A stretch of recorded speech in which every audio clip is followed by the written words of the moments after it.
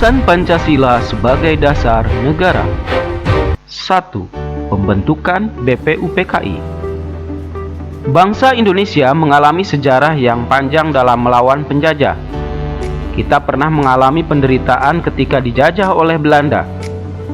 Sejarah mencatat, kekalahan Belanda oleh Jepang dalam Perang Asia Timur Raya menyebabkan bangsa Indonesia dijajah oleh Jepang. Jepang mulai menguasai wilayah Indonesia setelah Belanda menyerah di Kalijati, Subang, Jawa Barat pada tanggal 8 Maret 1942. Kedatangan Jepang semula disangka baik oleh bangsa Indonesia. Banyak semboyan dikumandangkan oleh Jepang seperti Jepang Pelindung Asia, Jepang Pemimpin Asia, dan Jepang Cahaya Asia. Untuk menarik simpati bangsa kita, kenyataan sejarah menunjukkan bahwa Jepang tidak berbeda dengan Belanda, yaitu meneruskan penjajahan atas bangsa Indonesia. Pada tahun 1945, tentara Jepang mulai mengalami kekalahan di berbagai medan pertempuran. Seperti pada Perang Pasifik, pasukan Jepang dikalahkan oleh Amerika. Kekalahan tersebut mengancam kekuasaan Jepang di negara-negara jajahannya, termasuk di Indonesia. Perlawanan rakyat Indonesia dan usaha Belanda menjadikan kedudukan Jepang kian lemah. Akhirnya Jepang terpaksa menjanjikan kemerdekaan kepada rakyat Indonesia. Janji tersebut untuk meredam gejolak dan perlawanan rakyat Indonesia.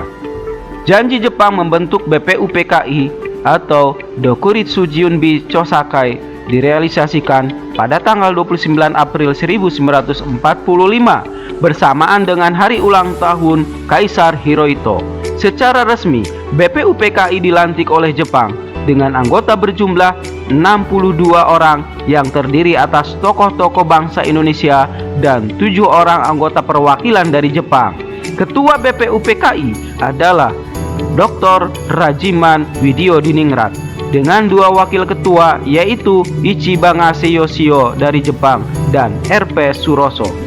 BPUPKI mengadakan sidang resmi sebanyak 2 kali, yaitu sidang 1 dan kedua.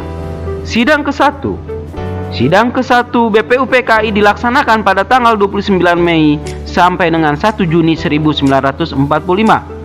Pada sidang ini dibahas tentang dasar negara. Sidang kedua BPUPKI dilaksanakan pada tanggal 10 sampai dengan 17 Juli 1945. Pada sidang kedua ini dibahas tentang rancangan Undang-Undang Dasar. 2. Perumusan Dasar Negara. Ketua BPUPKI Dr. Rajiman Widyodiningrat pada pidato awal sidang pertama menyatakan bahwa untuk mendirikan Indonesia diperlukan suatu dasar negara. Untuk menjawab permintaan Ketua BPUPKI, beberapa tokoh pendiri negara mengusulkan rumusan dasar negara.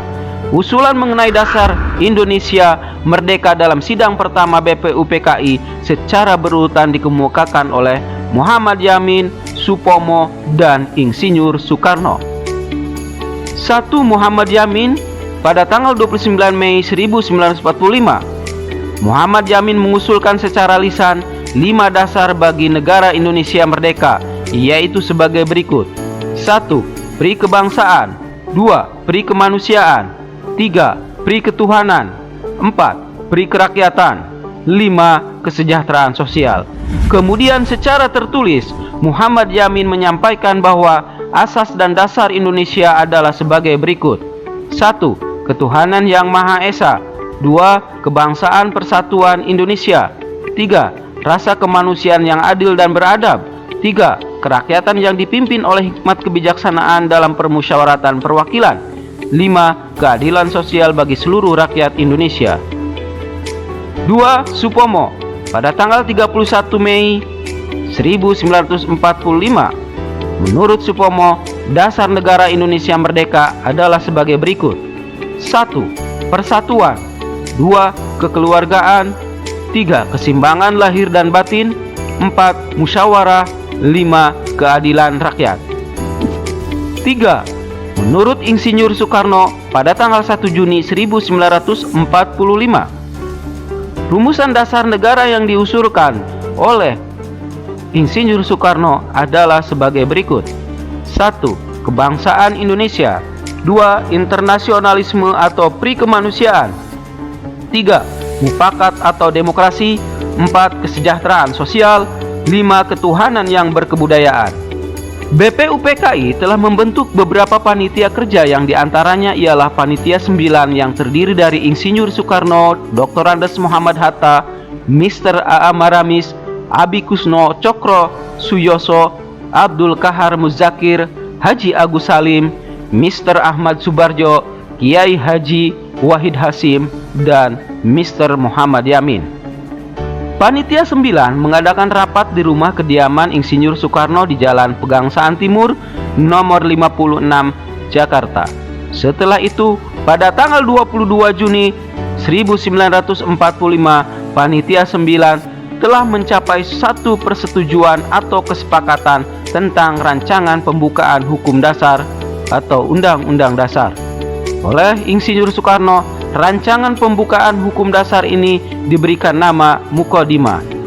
Oleh Mr. Muhammad Yamin dinamakan Piagam Jakarta, dan oleh Sukiman Wiro Sanjoyo disebut Gentleman Agreement. Naskah Muqaddimah yang ditandatangani oleh 9 orang anggota Panitia 9 dikenal dengan nama Piagam Jakarta atau Jakarta Charter. Dalam alinea keempat naskah Piagam Jakarta tersebut terdapat rumusan dasar negara sebagai berikut. 1. Ketuhanan dengan kewajiban menjalankan syariat Islam bagi pemeluk-pemeluknya.